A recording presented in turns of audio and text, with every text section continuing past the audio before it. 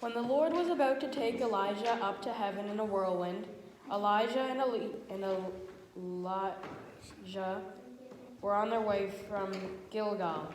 Elijah said to Elijah, "Stay here. The Lord has sent me to Bethel." But Elisha said, "As surely as the Lord lives and as you live, I will not leave you." So they went down to Bethel. The company of the prophets at Bethel came out to Elijah and asked, "Do you know that the Lord is going to take your master from you today?" "Yes, I know," Elisha replied, "but do not speak of it." Then Elijah said to him, "Stay here, Elijah. The Lord has sent me to Jericho." And he replied, "As surely as the Lord lives and as you live, I will not leave you." So they went to Jericho. The company of the prophets at Jericho went up to Elisha and asked him, "Do you know that the Lord is going to take your master from you today?" "Yes, I know," he replied, "but do not speak of it." Then Elijah said to him, "Stay here, the Lord has sent me to the Jordan." And he replied, "As surely as the Lord lives and as you live, I will not leave you." So the two of them walked on.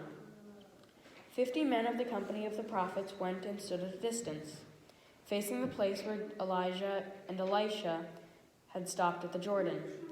Elijah took his cloak, rolled it up, and struck the water with it. The water divided to the right and to the left, and the two of them crossed over on dry ground.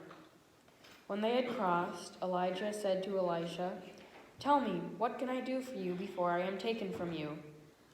"Let me inherit a double portion of your spirit," Elisha replied. "You have asked a difficult thing," Elijah said. "Yet if you see me when I am taken from you, it will be yours, otherwise not." As they were walking along together, talking together, suddenly a chariot of fire and horses of fire appeared and separated the two of them. And Elijah went up to heaven in a whirlwind. Elisha saw this and cried out, my father, the chariots and the horsemen of Israel." And Elijah saw him no more. And then he took hold of his own clothes and tore them apart. Amen.